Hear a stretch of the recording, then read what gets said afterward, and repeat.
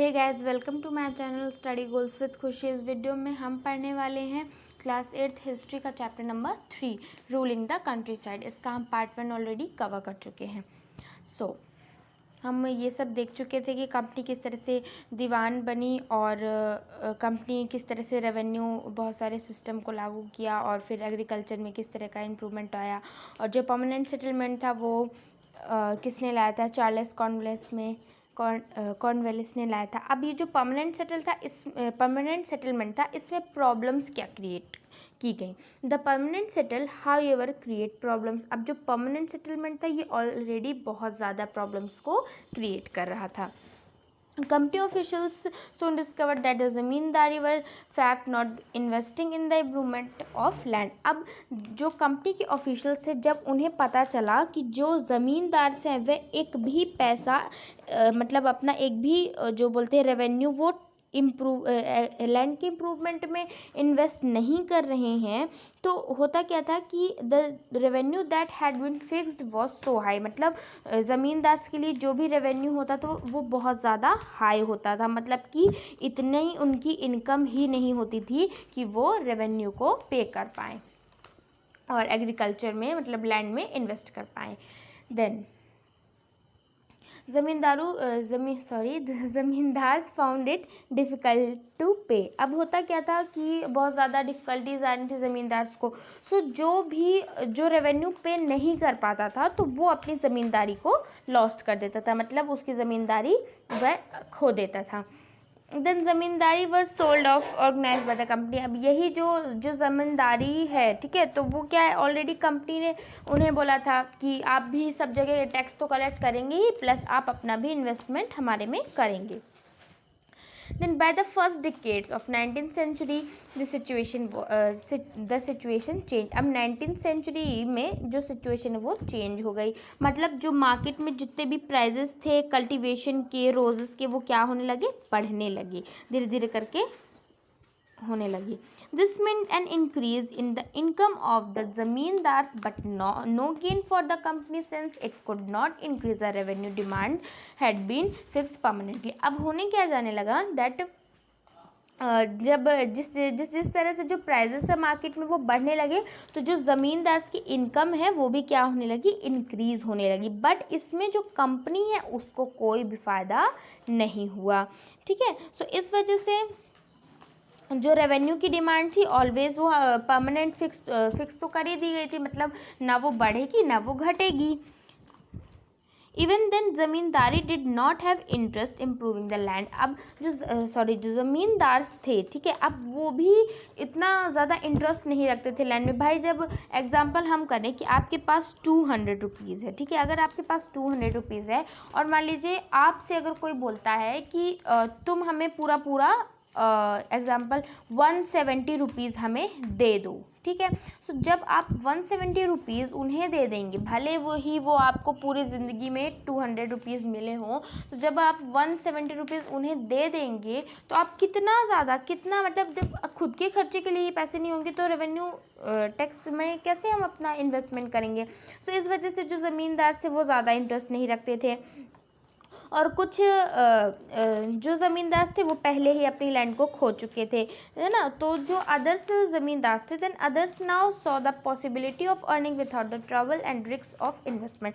तो जो अदर ज़मींदार थे वो कहते थे कि पता नहीं भाई, अब जब पहले ही बहुत सारे लोग अपनी लैंड खो चुके हैं, अब जितना भी इन्वेस्टमेंट होगा हम किस तरह से कर पाएंगे? इतनी तो हमारी अर्निंग नहीं है जितना हम इन्वेस्ट कर रहे हैं।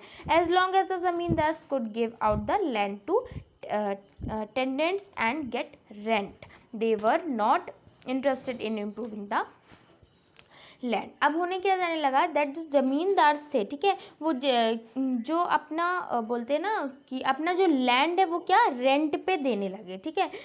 तो उसके बाद जब वो अपना रेंट पे देने लगे फिर भी उसके बाद भी वो बहुत ज़्यादा इंटरेस्ट नहीं थे, बिकॉज जब भाई तुम सारा पैसा हमें ही बोलोगे कि हमें ही सारा पैसा पे करना है तुम्ही को, तो हमारा मतलब उसमें क्या चीज़ का प्रॉफिट रहेगा? सो इस वजह से जो ज़मींदार थे वो ज़्यादा इन सब में इंटरेस्ट नहीं लिया करते थे।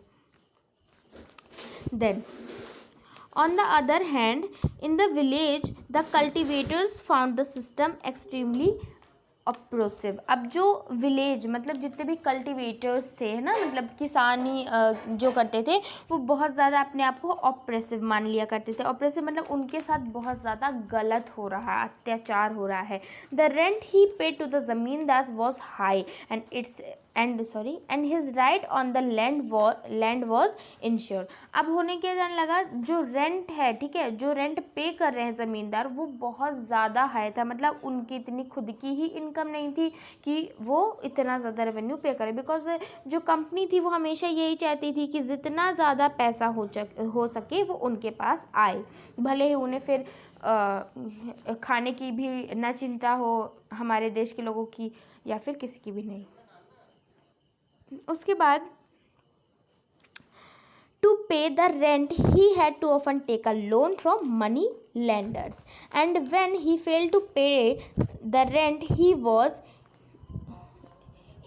evicted from the land and he had cultivated for generation। अब क्या होने लगा कि जो ज़मींदार थे उन्हें जब जो उनका क्या बोलते हैं रेवेन्यू था, ठीक है, तो जब उन्हें रेवेन्यू पे करना होता था तो अब भाई उनके पास तो इतना पैसा नहीं है, इतनी उनकी इनकम नहीं कि वो इतना हाई रेवेन्यू पे कर पाए, तो वो क्या करते थे, लोन लेते थे। किन से? मनी लेंडर से। तो मनी लेंडर जब उन्हें लोन दिया करते थे, अब मान लो कभी कभी हुआ ऐसा करता था कि वह मनी लेंडर्स को उतना लोन नहीं दे पाते थे, तो वो क्या किया करते थे, उनकी जो कल्टिवेटेड जनरेशन है, मतलब कल्टिवेटेड लैंड है, वो उन्हें उनसे ले लिया करते थे।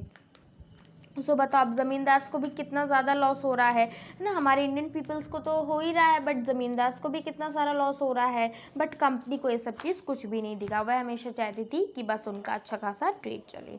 Then a new system is devise. अब जब ये परमानेंट सेटलमेंट में बहुत ज़्यादा दिक्कतें आ रही थी, तो अब सोचा गया कि अब एक न्यू सिस्टम बनाया जाए। By the early 19th century की शुरुआत में बहुत सारे ऐसे कंपनी के ऑफिशियल्स थे, है ना, जो सिस्टम को चेंज करने में और अच्छा सिस्टम, नया सिस्टम बनाने के लिए कहने लगे। How could revenue be fix permanently at a time when the company needed more money to meet its expenses for administration and trade.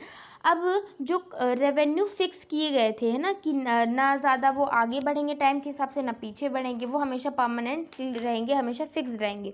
So company ये चाहती थी कि जितना ज़्यादा मनी हो, मैंने अभी भी आपको बताया, जितना ज़्यादा पैसा हो वो किसके पास आए, सिर्फ और सिर्फ ब्रिटिशर्स के पास आए, ठीक है।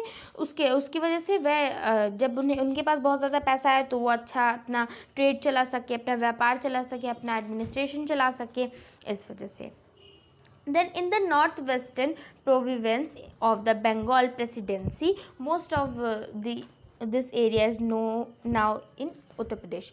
अब क्या हुआ कि जब लाइक हम बोल सकते हैं कि ये हमारा मैप है, ओके, एग्जाम्पल, सॉरी बहुत ज़्यादा ख़राब ड्राइंग बन गई थी लगता है, ओके, लाइक दिस, इस तरीके से होता है इंडिया का मैप। सो लाइक हम एग्जाम्पल कर ले, दिस इज़ अवर बंगाल, ठीक है, ये हमारा बंगाल है। तो सबसे पहले क्या होने लगा, बंगाल में ये सब किया गया, बट जब देखा कि भाई परमानेंट सेटलमेंट अच्छे से ना हो रहा है, मतलब कुछ भी नहीं हो रहा है, तो उन्होंने क्या किया, उसका नॉर्थन वेस्ट, मतलब बंगाल में ही बट उसके नॉर्थन वेस्ट, मतलब इस साइड आ जाएगा। सो वहाँ पे क्या किए जाने लगे, बंगाल में, जो कि हम उत्तर प्रदेश जो कि यूपी साइड में आता है, वहाँ पे अब काम शुरू किया जाने लगा। तो वहाँ पे एक ब्रिटिशर का नाम है, एक इंग्लिशमैन का नाम है, जिसका नाम है Holt Mackenzie. It is very very important name, ठीक है, हॉल्ट मैकेंजी, ठीक है। ये इसने एक न्यू सिस्टम को डिवाइस किया, ठीक है। तो इसने कब न्यू सिस्टम बनाया था, 1822 में बनाया था।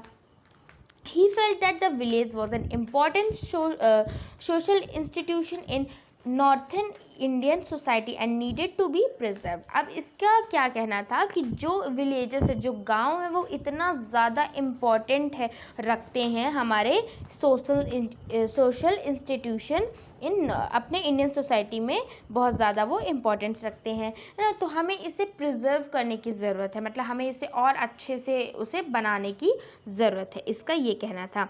Then Under his directors and collectors went from village to village, inspecting the land, measure the field, recording the customs and write to different groups. अब क्या होने लगा कि इसका कहना था, ये जो हॉल्ट मैकेंजी था इसका कहना था कि जितने भी डायरेक्टर्स जितने भी कलेक्टर्स हैं ये विलेज टू विलेज जाएंगे, मतलब गांव के गांव जाएंगे, वहाँ पे जितनी भी जिसकी लैंड है उसे अच्छे से मेज़र करेंगे, उसके फील्ड्स को, है ना, जितने भी कस्टम्स है, राइट्स है ना, उन्हें डिफरेंट ग्रुप में क्या करेंगे, एक तरीके से मेज़र करेंगे, है ना, जिसकी वजह से सब कुछ पता चल सके कि हाँ भाई इसके पास इतना है, इसके पास इतना है। उसके बाद क्या उसे फिर सारी जितना भी लैंड का रेवेन्यू उसे ऐड करे, है ना, ताकि पता चल चुके, है ना, कि इतना रेवेन्यू टोटल हो रहा है। इस तरीके से ये जो हॉल्ट मैकेंजी था इसका कहना था।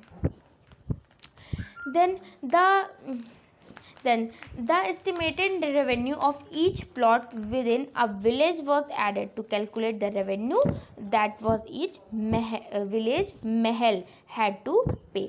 अब ये जैसे अभी मैंने आपको बताया कि सभी रेवेन्यू जितना होता था, सारा रेवेन्यू फील्ड होती थी, उन सबको एक तरह से ऐड करके वो क्या किया करते थे, सबको कैलकुलेट कर लिया करते थे कि हाँ इतना रेवेन्यू ईच का, मतलब हर एक विलेज का इतना रेवेन्यू उसको पे करना है।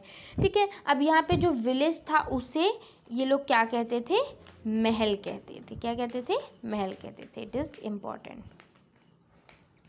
This demand was to be revised periodically, ठीक है, नॉट परमानेंटली फिक्स्ड। अब ये जो डिमांड थी, ठीक है, जो कि हॉल्ट मैकेंजी लेके आया था ना, तो इसका जो भी बोल सकते हैं हम जो रेवेन्यू था ये क्या है, फिक्स्ड नहीं किया गया था। ठीक है, मतलब ये टाइम के हिसाब से, पीरियड के हिसाब से ये बढ़ता जाएगा या फिर घटता जाएगा, मतलब घटेगा तो नहीं, ऑलरेडी बढ़ेगा, बिकॉज ये हमेशा चाहते थे जितना ज़्यादा रेवेन्यू ये इन्हीं के पास आए। The charge of collecting the revenue and paying it to the company was given to the village headman rather than the zamindars. This system came to know Mehalwari settlement. It is very very very important. Okay, अब क्या होने जाने लगा कि जितने भी जब सब कुछ ऐड वगैरह ये रेवेन्यू कर लेते थे तो सारे रेवेन्यू को कलेक्ट करके ये कंपनी को देंगे। कौन देंगे, जितने भी ये हैं डायरेक्टर्स कलेक्टर्स हैं ये सब। ठीक है, तो उसके बाद ये सब कंपनी को देंगे। ठीक है, और ये सब का जो इंचार्ज होगा वो कौन होगा, विलेज का हेडमैन होगा, जो बहुत इंपॉर्टेंट पर्सन होता है। ठीक है, सो ये जो हेडमैन होगा हर एक विलेज का, वह क्या करेगा, सब जगह जाके रेवेन्यू कलेक्ट करेगा, जितने भी पे करना होगा टैक्सेस है ना, उन सबको बोलेगा, और उसके बाद ये सब कुछ कंपनी को देगा, बताएगा। रेदर देन द ज़मींदार। ठीक है, अब जब जैसे हमने देखा था परमानेंट सेटलमेंट में क्या होता था, जो ज़मींदार से वही जितना भी रेवेन्यू कलेक्ट करने जाते थे, बट इसमें विलेज का हेडमैन रेवेन्यू कलेक्ट करने के लिए जाएगा। सो जैसे कि हमने देखा कि विलेज को हम महल बोलते थे, तो मतलब इस पूरे सिस्टम को क्या कहने जाने लगा, Mahalwari settlement. It is very important, बहुत सारे कॉम्पिटिटिव एग्जाम्स में भी पूछा जाता है कि महलवारी सिस्टम कब आया था, तो कब आया था ये आप कमेंट सेक्शन में मुझे बताएंगे, और इस पे आप शॉर्ट में भी आप मुझे बताएंगे। ठीक है, उसके बाद आता है द मुनरो सिस्टम। अब ये मुनरो सिस्टम होता क्या है वो देखते हैं। आप ये साइड में देख रहे हैं, ये एक ब्रिटिशर की फ़ोटो है, ये इसका नाम है थॉमस मुनरो। ये गवर्नर जनरल रहे हैं 1819 टू 1826 तक के। उसके बाद मुंडो सिस्टम। अब ये मुंडो सिस्टम क्या है, in the British territories in the south there was a similar move away from the idea of permanent settlement। अब ब्रिटिशर्स की जितनी भी टेरिटरी थी, बिकॉज साउथ में, ठीक है, बिकॉज बहुत ज़्यादा क्वांटिटी में इन्होंने हमारे इंडियन स्टेट्स को अपनी ब्रिटिश टेरिटरीज बना लिया था। तो जो साउथ में क्या है, बहुत सारे ऐसे आइडियाज़ थे लाइक परमानेंट सेटलमेंट के, तो वो तो खैर हुआ नहीं था सक्सेस, है ना। सो जब न्यू सिस्टम डिवाइस किया गया उसे क्या कहा गया, रयतवार सिस्टम या फिर रयतवारी सिस्टम कहा गया। ठीक है, सो जब ये सिस्टम लॉन्च किया गया साउथ में ब्रिटिशर्स के द्वारा, so it is very important, इसको रयतवार या फिर रयतवारी सिस्टम कहा गया। It was tried on a small scale by captain Alexander Read in some of the areas that were taken over a company after in a war of Tipu Sultan. subsequently developed by Thomas Munro, this system gradually extended all over South India. अब क्या हुआ, जब ये जो रेतवार या फिर ryotwari system है, ठीक है, इसमें क्या है, छोटी छोटी स्मॉल स्केल्स क्वांटिटी पे जो ये एक, हाँ एक मिनट पहले, ये बहुत ज़्यादा ज़रूरी नाम है एलेक्जेंडर, क्या नाम है, एलेक्जेंडर रेड, ठीक है, ये एक ब्रिटिश है, ब्रिटिश मैन का नाम है। सो इसने क्या बहुत छोटे छोटे स्मॉल स्केल्स में इस सिस्टम को क्या बोलते हैं, इस सिस्टम को लॉन्च किया था, ठीक है।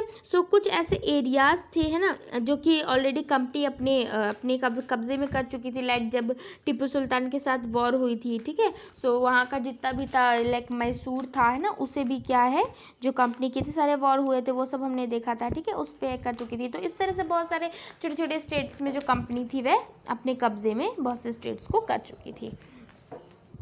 देन अब एक नए ब्रिटिशर का नाम आता है जिसका नाम है थॉमस मुनरो, ठीक है। सो अब ये जो थॉमस मुनरो है, ये एक यहाँ पे ब्रिटिशर का नाम है। तो इसने क्या किया है, इस रेतवार सिस्टम को या फिर रेतवारी सिस्टम को अच्छे से डेवलप किया है, ठीक है। सो ये जो सिस्टम था, ये पूरे इसने साउथ इंडिया पे फैलाया। मतलब देखो, जो कैप्टन अलेक्जेंडर रीड था, है ना, तो इसने क्या किया, कुछ स्मॉल की स्केल, मतलब कुछ जगहों पे इस सिस्टम को किया, बट ये जो थॉमस मुनरो है, इसने पूरे के पूरे साउथ इंडिया पे ये सिस्टम को लॉन्च कर दिया, चला दिया। Then Read and Munro felt that in the south there were no traditional zamindar. अब जो रीड था, मतलब जो अलेक्जेंडर था, और जो थॉमस मुनरो था, इन्होंने कहा कि भाई साउथ में तो कोई भी ऐसा ट्रेडिशनल ज़मींदार नहीं है, ठीक है। So the settlement, they argued, had to be made directly with the cultivators rates, ठीक है। तो इन्होंने क्या किया कि अब इनको भी तो एक मौका चाहिए था ना कि किसी भी तरह से ये रेवेन्यू कलेक्ट करें ना। तो इन्होंने सोचा कि भाई यहाँ पे तो कोई ऐसा ट्रेडिशनल ज़मींदार है नहीं, तो ये क्या सोचे, जितने भी कल्टिवेटर्स हैं, मतलब जितने भी पीजेंट्स हैं, किसान हैं, ठीक है, उन्हीं को ये उन्होंने क्या समझा कि इन्हीं को वह रेट्स बना लेते हैं, ठीक है। सो उससे ही हम डायरेक्टली सीधे उनसे रेवेन्यू लेना शुरू कर देंगे, उनके लैंड पे हम शुरू कर देंगे कब्जा करना, जो कि उनके बहुत से जनरेशन के से चलती आई है। Their field had to be carefully and separately surveyed before the revenue assessment was made, ठीक है। अब क्या होने जाने लगा, जो फील्ड थी, है ना, उन्हें सबसे पहले क्या सेपरेटली एक दूसरे पे बांट दिया गया कि मतलब ये अगर तुम्हारी फील्ड है तो इस फील्ड में इतना रेवेन्यू लगेगा, इस फील्ड में इतना, इस फील्ड में इतना, इस फील्ड में इस तरीके से बोल दिया गया। Then Munro thought that the British should act a paternal father figuring protecting the ryots under their charge. अब ये जो मुनरो था, मतलब जो थॉमस मुनरो था, इसने ये सोचा कि जो एक पैटर्नल फिगर होना चाहिए ना, जो कि रेट्स के लिए हमें चार्ज भी तो लगाना चाहिए। तो इसने क्या सोचा, क्या कि एक ऐसा, मतलब हम बोल सकते हैं, लाइक देखिए, जैसे मान लीजिए ये आपकी लैंड है, ठीक है, ये सारी लैंड है, ठीक है। तो जो ये जो अलेक्जेंडर था और जो थॉमस मुनरो, इन्होंने क्या किया, जितने भी लैंड थे उसके रेवेन्यू फिक्स कर दिए, ठीक है, और इन्हीं से टैक्स कलेक्ट करना शुरू कर दिया। तो यही चीज़ जो मुनरो है ना, उसने ये सोचना शुरू कर दिया कि भाई जो रेट्स है उनसे भी तो चार्ज लेना है ना, इसके लिए हमें क्या करना पड़ेगा, सबसे पहले उन्हें अपने अंडर में लेके उन्हें अच्छे से प्रोटेक्ट करना होगा, है ना, उससे मतलब पैटर्नल फॉर्म में, इस तरीके से। तो इस तरीके से आप देखिए कि कितना सारा, मतलब इन लोग चाहते थे कि जितना सारा पैसा हो सिर्फ और सिर्फ इन्हीं के पास आए और किसी के पास न जाए, ठीक है। सो इस तरीके से आपने देखा। अब जो हमारा जो अगला टॉपिक है वो ज़्यादा लंबा नहीं है, तो हम इसी वीडियो में कवर किए लेते हैं। All was not well. अब ये जो सब कुछ अच्छा तो नहीं हुआ। With in a few years after a new system were impose. अब इसके बाद कुछ साल बाद न्यू सिस्टम, नया सिस्टम आने, मतलब इम्पोज कर दिया गया, ठीक है। It was clear that all was not well, ठीक है। अब ये ऐसे क्लियर कर दिया गया कि ऑल वॉज नॉट वेल, मतलब सब कुछ ठीक नहीं हो रहा था। Driven by the desire to increase income from land, revenue officials fixed too high revenue demand, है ना। तो मतलब ये ऑल वॉज नॉट वेल, ठीक है, इससे मतलब एक तरीके का नाम दे दिया गया है ना। तो अगर कोई पूछे आपसे कि ऐसा इसे क्यों कहा गया है ना, तो इसलिए इसे इसलिए ऐसा कहा क्योंकि इसमें बहुत ज़्यादा इनकम थी, है ना, लैंड को मांगने के लिए इंक्रीज़ की जा रही थी कि ज़्यादा से ज़्यादा हमें पैसा दो, इस तरीके से, है ना, रेवेन्यू बहुत ज़्यादा मांगे जा रहे थे, जो रेवेन्यू की डिमांडें थी वो बहुत ज़्यादा हाई थी, ठीक है। जितने भी पीजेंट्स थे वह उसे अनेबल टू पे, मतलब वह उन्हें पे नहीं कर पा रहे थे। जो रियाट्स थे, है ना, वह अपने विलेज जाने लगे, अपने रीजन को जाने लगे, वो कंट्री छोड़ छोड़ के। Then optimistic officials had imagined that a new system would transform the peasants into rich internship farmers, but this did not happen.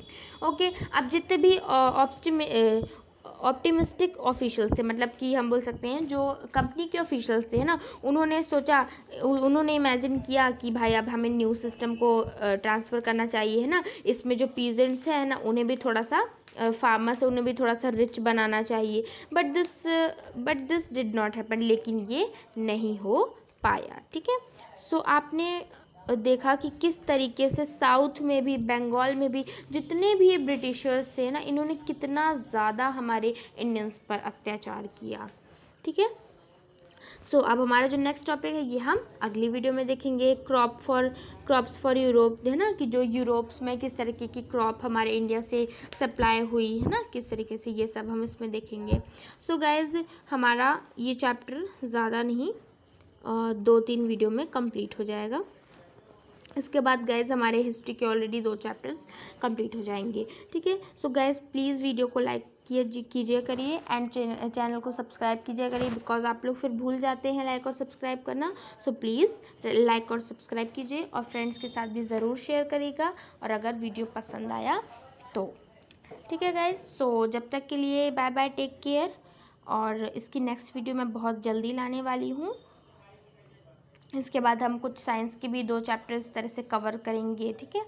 सो इस तरह से हमारा जितना भी है वो सब कंप्लीट हो जाएगा। गाइस अगर आपको कोई भी क्वेश्चन हो, कोई भी डाउट हो, या फिर कोई टॉपिक आपको अच्छे से समझ नहीं आया हो, तो प्लीज़ कमेंट सेक्शन में ज़रूर मेंशन करिएगा, और वीडियो को लाइक तो ज़रूर करिएगा, बिकॉज आपको पता है हमारा एम क्या है, 1 मिलियन फैमिली। तो जल्दी से जब आप ही नहीं करेंगे तो हमारा 1 मिलियन फैमिली कैसे होगा, ठीक है। सो आप शेयर भी करिए, हमारा चैनल सब्सक्राइब करिए और लाइक भी करिए। सो जब तक के लिए बाय बाय, टेक केयर।